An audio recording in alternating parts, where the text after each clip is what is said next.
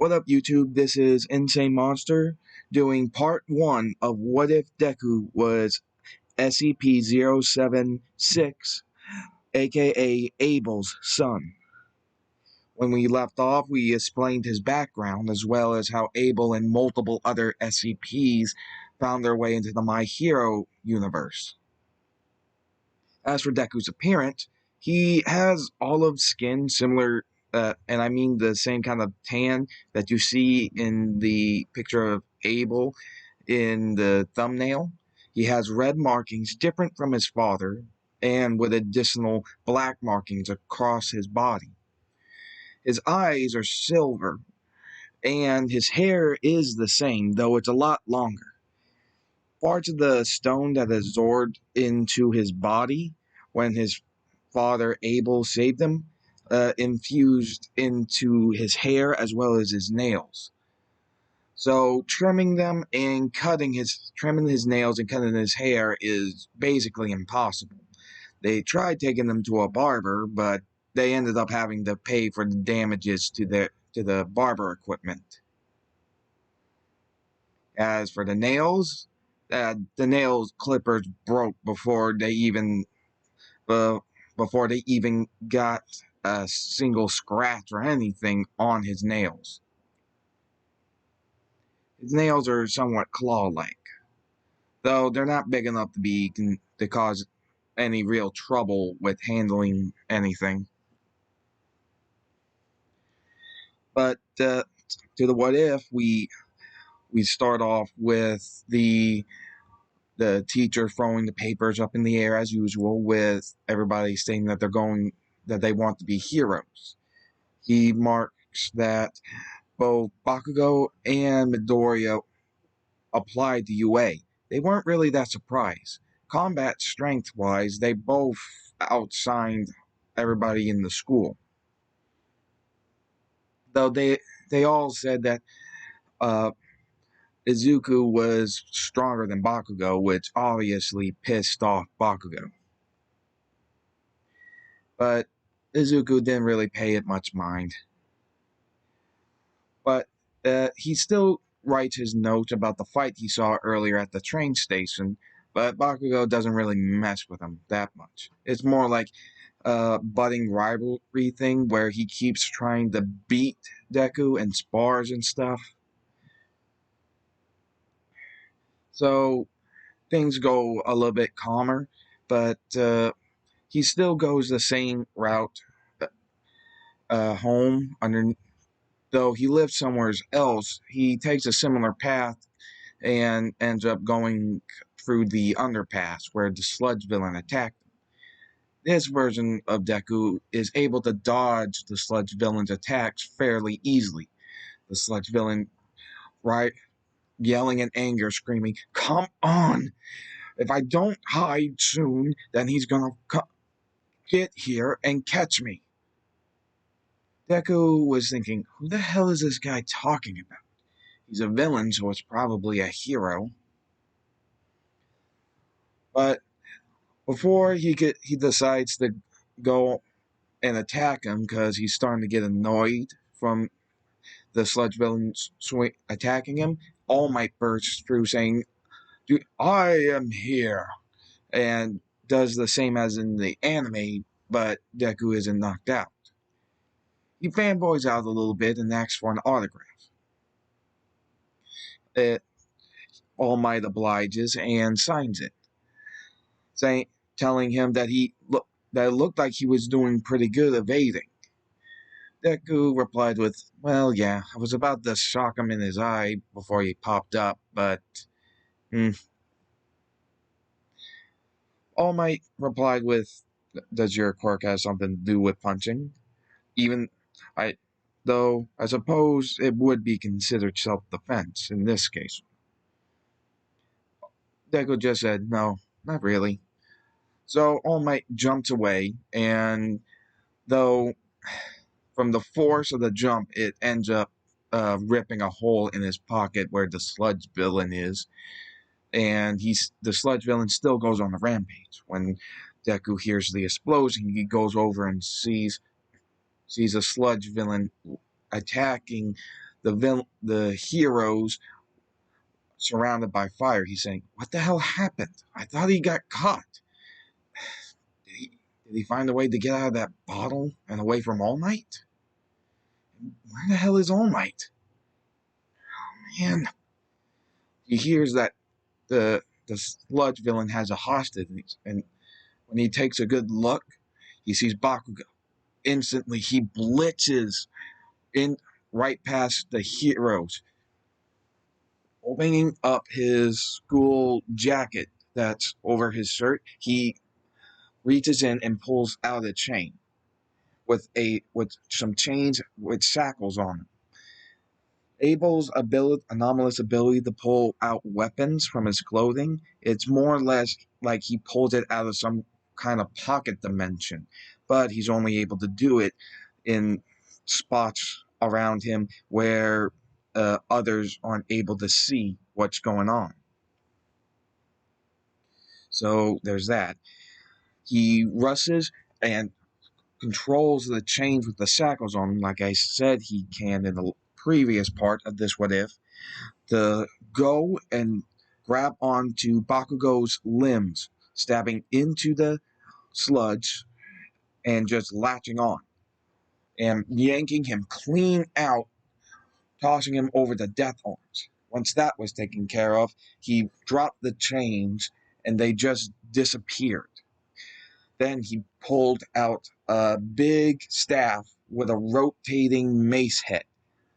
Kane has been able to pull blades and weapons that have rotating parts. He goes and slams it right on top of the villain. He said, "You really think that's gonna work?" He smirks. Deku smirks, saying, "Not that part, but this will." And when he said that, the rotating parts of the mace at the end of the staff started to spin rapidly in all sorts of directions, causing the sludge that made up the villain's body to get swirled around in every which way, making it hard to control his body to aim properly or get away. While it sped up faster and faster, Deku lifted up the mace with the sludge villain on it and slammed it into a pile of some advertisements that were caught on fire, making a huge blaze. Right? Slamming the sludge villain into it caused him to feel severe pain from being burned, which Deku quickly, after a couple of seconds of him getting burned, used the staff that the sludge villain was somewhat stuck on to get him out of the fire and back to his original spot. Letting go of the weapon, it disappeared, just like the chains. Also, I forgot that manifestation was already a quirk in My Hero.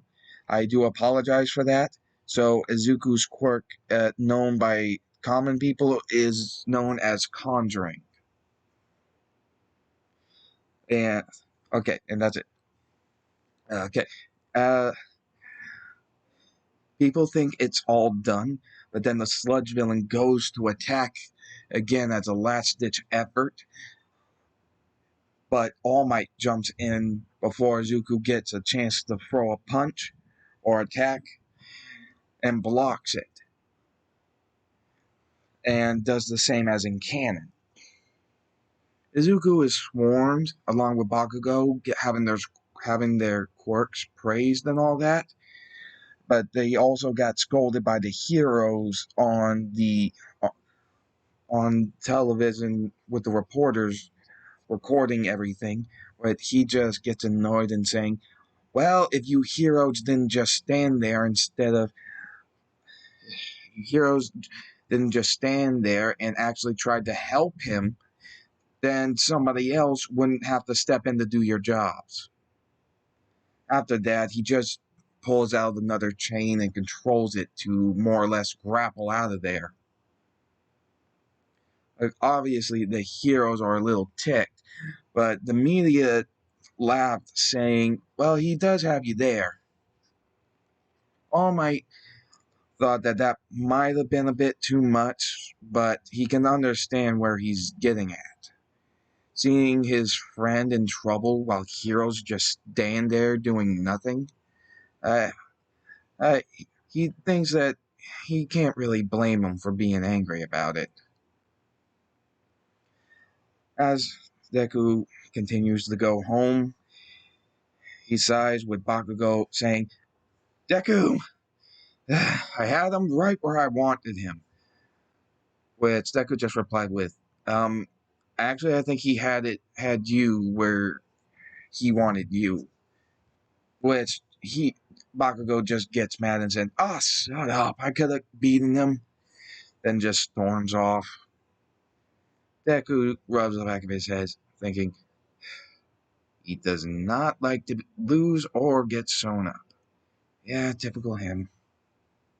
He continues to walk until All Might shows up, surprising him. He says that he did great and did a good job saving his friend. He said thank you, but suddenly All Might poofed back to Small Might, spitting up blood. Deku pulled out some blades, saying, "Who are you? You aren't All Might. Are you trying to capture me or something? You're a friend of that sludge bastard?" All Might tells him to calm down and explains everything, showing him his wound, explaining that chunks of his organs are gone, and everything. He calms down, dropping his weapons and them disappearing like everything else. He asks about his quirk. Uh, Deku explained that he's able to pull out weapons of all sorts of sizes and configurations, though there's a bit of a condition. I have to pull them from a spot that people can't see, even me. So I have to pull them from inside of my clothes. But once I let go of them, they just disappear. They're only around as long as they're in contact with me. All Might thinks that's a unique creation quirk. Eh, Deku just laughs awkwardly, saying, "Yeah, I've heard that plenty of times." While in his mind he's thinking, "Well, actually, it's something called an anomalous ability and not a quirk. So I can't really take." Uh, but All Might then offers him one for all, stating that it's a quirk that can be transferred. It confuses Deku, but he kind of thinks that it isn't as strange as some of the people he lives with at home. Though he thinks again about All Might's injury. He said, All Might, before we do anything about this, do you mind coming over to my place? I got a family member that's a doctor that might be able to help. He's All Might replies with, "No, kid, it's not that simple. I've gone to plenty of doctors. There's just nothing to be done." Deku rebuttals with, "Well, actually, it's more or less he can help you because he has a unique kind of tool with him." All Might looks at him oddly, saying, "Unique? Yeah, the doctor I'm talking about, his name is Jack Bright. He recognized that name the as the company that Dr. Bright runs." He said, "Wait, that's your uncle?" He says, "Yeah, pretty much. So, will you be able to?" All Might thinks for a moment and says, "Perhaps. If you think he has something that could help, something new, though, I'll want to see it for myself. I don't want to be anybody's guinea pig." Deku smiles, saying, "Don't worry. This has already been proven to fix people up just fine." So they went over to his house. All Might's surprised at how big it is. Though they see some dogs that look like huskies, though these are SCPs that are known as the wolves. They're pretty much harmless, physically not that strong or violent. Though he sees some signs with some words on them. He asked, "What's with these?" "Oh, look at them for a moment and you'll see." All Might takes a look and see that the text on these sides changed. They said, "Who, who is this guy? Izuku? Is he our lunch?" It, All Might just goes and he said, "What the hell just happened?" Deku explained, "That's these guys' ability.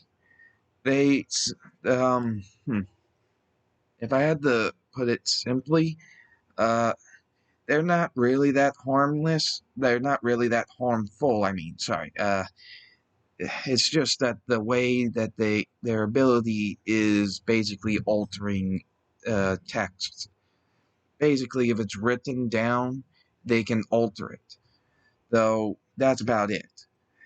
They aren't physically strong, so they can't do a lot of harm, and they aren't able to real so they're not really much of a problem. It's just that they like to act tough and threatening to kind of seem tough.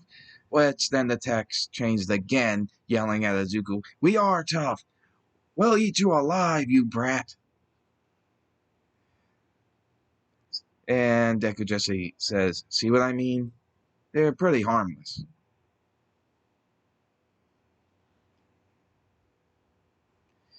So they just continue until they get into the house, where All Might hears something in his head, saying, "Onward, men! We still have some exploring to go." He looked around thinking, "What was that?" Deku replied with, "Oh, looks like it's Blackwood." He looks at him saying, "Blackwood? Yeah, look right there." He looks down at the floor where Izuku is pointing, where he just sees a black sea slug with greenish markings being carried on a little platform by living Lego men. And yes, both of those are SCPs as well. He says, "Zuko, my boy, how has it been?" "Oh, who's your skeletal friend?" Uh, Zuko just replies to him saying, "Oh, this is just someone that I brought to see Uncle Bright." Blackwood just telepathically tells him, "Oh, okay. Well, he's in his office like usual. So if you're looking for him, he should be there." He said, "Thanks. All right." All Might asks him, "What was that? A quirk animal?" Uh, Something like that. Yeah. But he also asked, "What about those little Lego guys moving around? Is it some kind of quirk animal that has telepathy and telekinesis?" He just replies with, "No, not exactly," and laughs it off. Though the last people they run into before getting to Dr. Bright, uh, All Might stops for a moment with complete shock on his face to see a large green hulking figure with an octopus head and bat wings. Uh, and on the side of him is a man in a teal suit. I think it's teal, or maybe just a very bright blue, with a same color fedora with a fish head. The man with the fish head said, "Oh, Izuku, how have you been?" He says, "It's fine, Mr. Fish." "Ah, well then, that's good." Zuko also asks, what are you doing, Cthulhu?" All Might just drops his saw, saying, "Wait a minute, what?" He's Cthulhu answers, we're just getting some snacks for an all-night gaming session. Do you want to join in? It is the weekend." Zuko said, "Maybe. We're going to see Dr. Bright." They look at Small Might and says, is he getting some form of treatment? Izuku just said, yeah, basically. Well, alright then. See you later. All Might looked at him saying, Cthulhu? Is that some kind of nickname? Izuku just looks at him saying, no, it's not. He's actually just a gamer. Everything else people think about him is just all messed up. He's just a gamer who just wants to be left alone and enjoy himself. He's pretty harmless, actually. All Might just saying, what kind of madhouse did I walk into? And finally, they got to Dr. Bright. Dr. Bright says hello to his quote-unquote nephew and asked who the skeleton man is. He introduces him as All Might, and Bright laughs, thinking, that's a funny joke. Then All Might just buffs up, with Dr. Bright spitting his coffee out.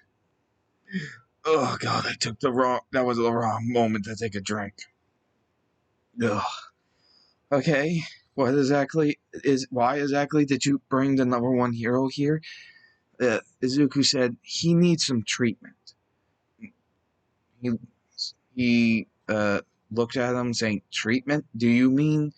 Yeah, apparently the normal won't cut it.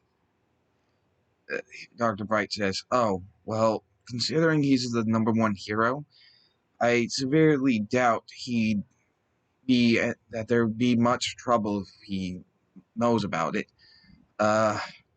Considering 500 is limited, we'll have to go with patchwork. We'll have to go with patches. All Might just saying, wait, who the hell is Patches? Dr. Bright leads them to a room filled with various forms of cloth and stuffing.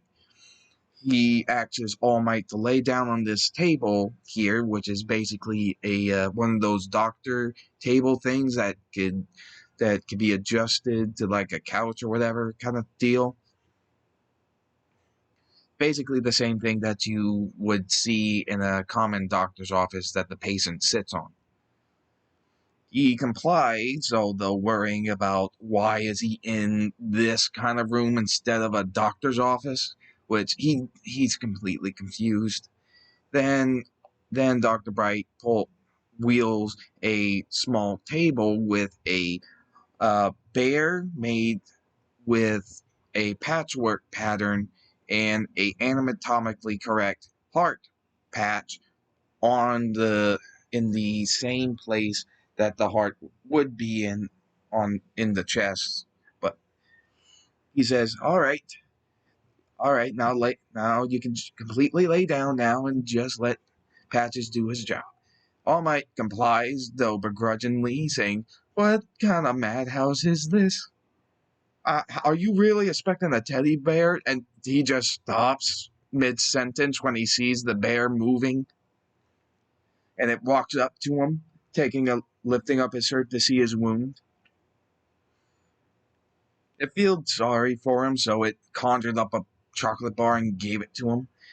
All Might just says, thanks. Yeah. He looks at Izuku saying, where the hell did this chocolate come from? He's thinking, oh god, what have I got myself into? Then the bear took out needle, thread, and some other sewing tools out of his mouth and began using the cloth and stuffing in the room to quickly make various organs that look very identical, besides the patches and the fact that it's made out of cloth and filled with stuffing. We have a lung, a stomach, some intestines, some kidneys. And I would imagine that getting his organs ripped out might take a piece of his kidneys, or we've never been told what exactly all the organs that have been damaged. So there's that. He even makes a bit of a heart. He even makes a whole heart, though not completely anatomically correct for any of them. Then he says, okay, the joke's over. Who's ever using their quirk to control this bear, please stop it. This is weird. And then he just starts getting sleepy, thinking, what's going on? Until he passes out. Then the bear disappears with all the stuffed organs he made for a moment. As for All Might, he and the organs that the bear made and his damaged organs switched places. Now you're thinking, what the hell?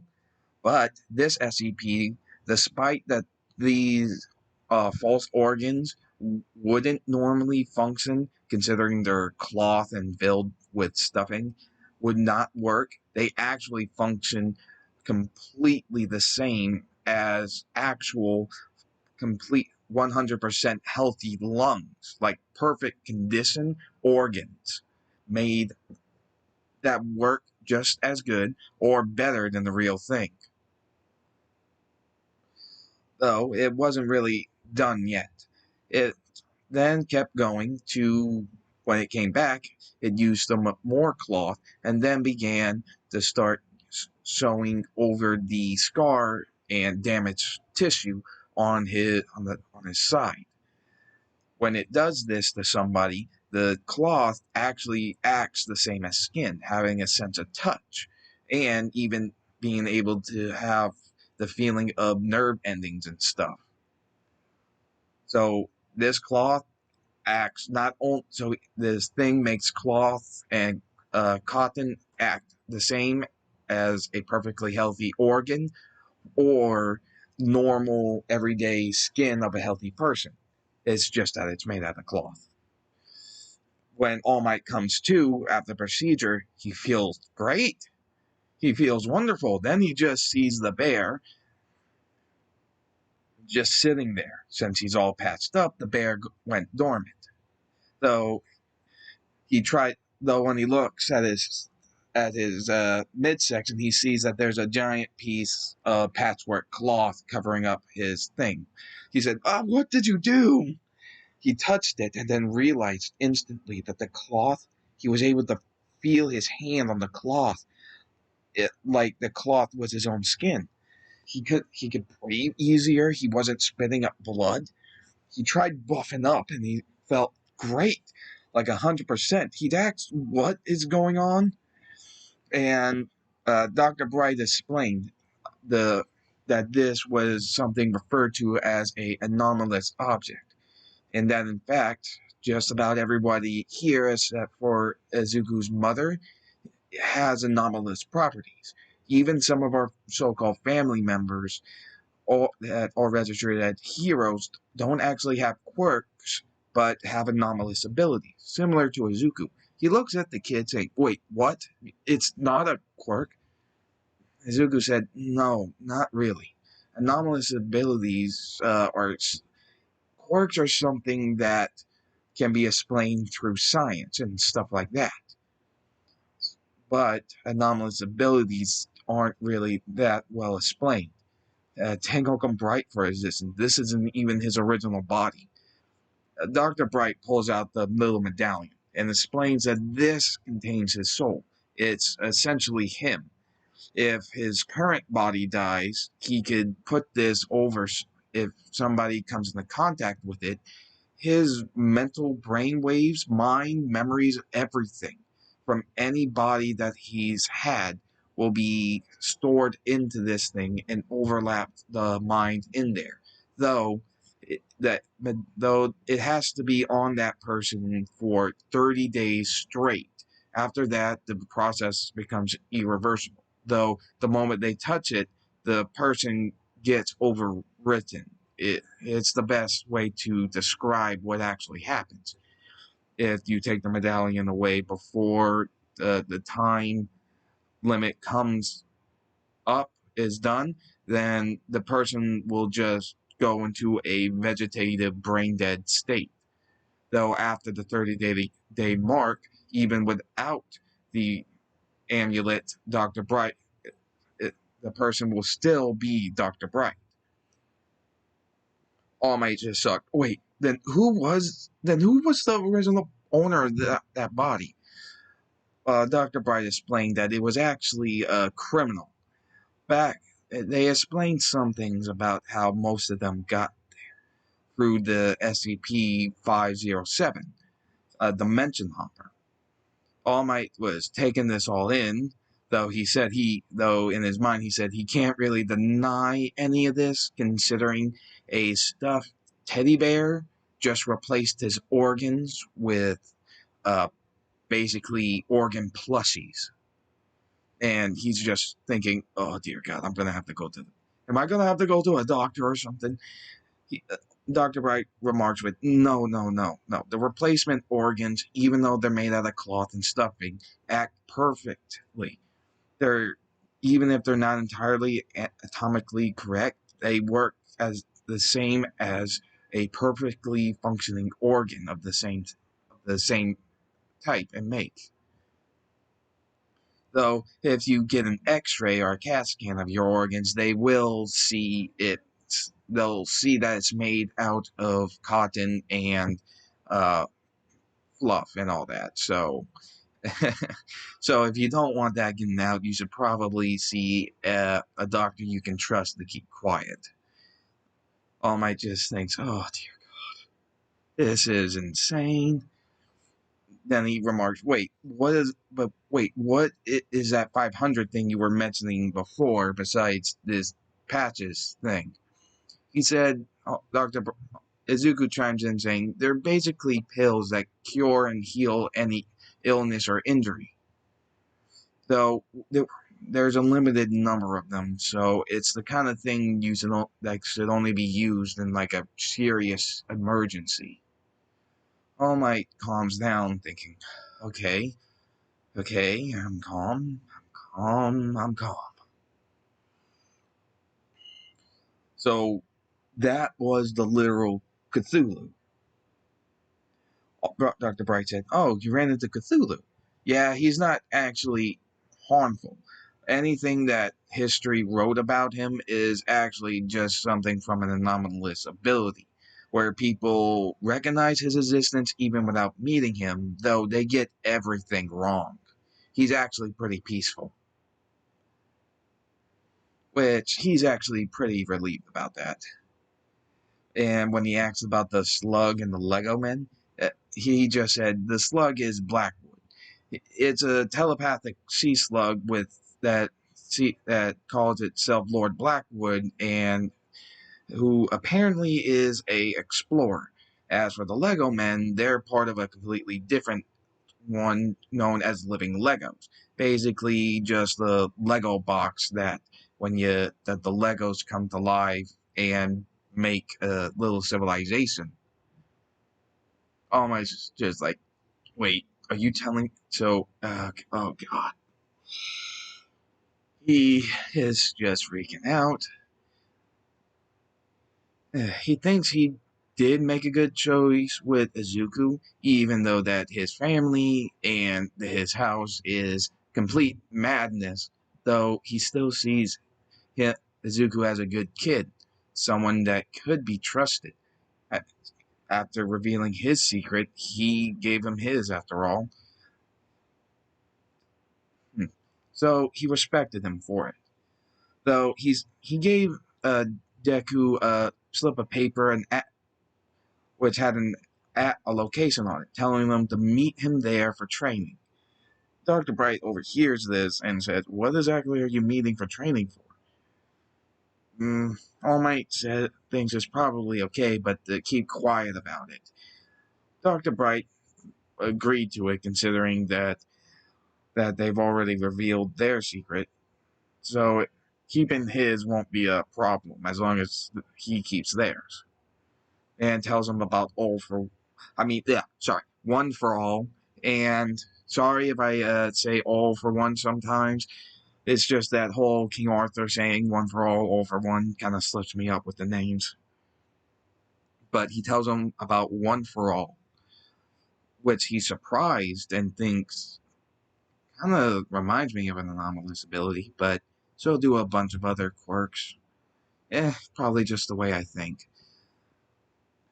Though, uh, after he says to meet him in a week at this location, he has to get some paperwork taken care of, as well as see somebody. And the person he goes sees is recovery girl, which she is just dumbfounded that he's completely healed, but his new organs are more or less plushies, which she's frustrated, saying, "How is this possible?" All Might just says, "It's complicated, but effectively this has something to do with the person I'd chosen as the successor for One for All." Which Principal Nezu ends up walking in on this, saying, "Is that so?" All Might says yes, though his particular secret about this isn't mine to give. All Nezu says, "I do understand, though I would like to know what exactly happened to you. But with you being completely healed, then there really isn't much to worry about, is there?" With All Might stating, "Yeah, yeah, pretty much." Though he is going to be a good candidate, in my opinion. Uh, During the week, Momo and get some training in with Izuku, which in this one, Momo trains to actually use the weapons she makes from her quirk properly instead of just making them and swinging them around. Because I don't believe she's had any formal weapons training. So she has more combat ability with her quirk than in canon in this one. Though after she leaves, she mentions that she's actually being given a recommendation for going into UA, and asks if Izuku is getting the same. Izuku says, "No, I want to earn my place by taking the actual test instead of the specialized one." Momo understands and leaves it at that and says goodbye. Which then the witch child kind of drops in saying, "Enjoyed your date?" Which Izuku just says, "Sis, do you really have to keep saying that every time me and Momo train?" She just smirks, saying, "Yes, I do." "So, are you gonna ask her out?" "Maybe later. There's something I need to do first." And when she asked, "What would that be?" he replies with, "Gotta get into UA." Which he smirks, saying, "Fine then, if you're gonna be stubborn.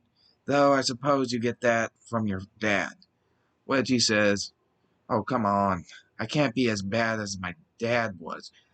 You've already told me about the time he spent a whole week playing tic-tac-toe with Uncle Bright because he refused to take a tie." She just laughs, saying, "You're probably right.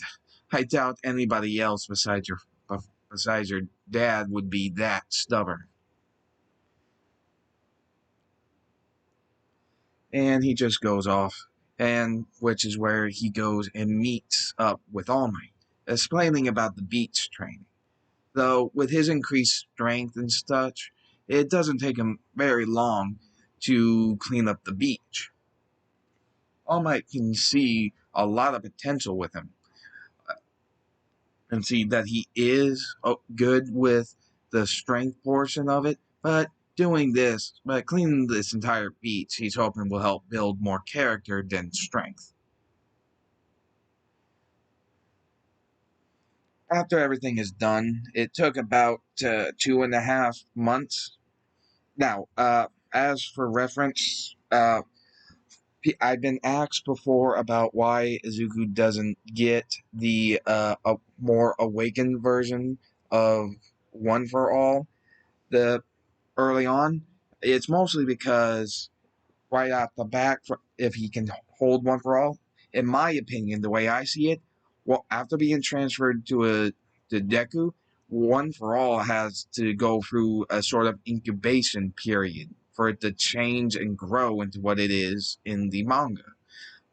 Well, in the current chapters of the manga. If you don't know what I'm talking about, then you should be reading the manga. But he only activated that quality. I'm trying to be vague here to not give spoilers for the manga, but he more or less awakened that different part of One for All because of a strong desire slash need that he needed, that he had, that quality of One for All fit the bill to. And I would say if Deku had a quirk, or if he had something about him that was odd, it would cause One for All to have a longer incubation period. So, by this method and way of thinking, I could keep the progress of the evolution of One for All the same as in actual canon, though the some parts are still different concerning One for All. For instance, Deku in here can use 100%, though control-wise, imagine Bull in a China shop. Moving at such high speeds isn't really possible for him without being overwhelmed by the sheer speed. His body is able to go with it. His mind and perception needs to kind of readjust and get used to it.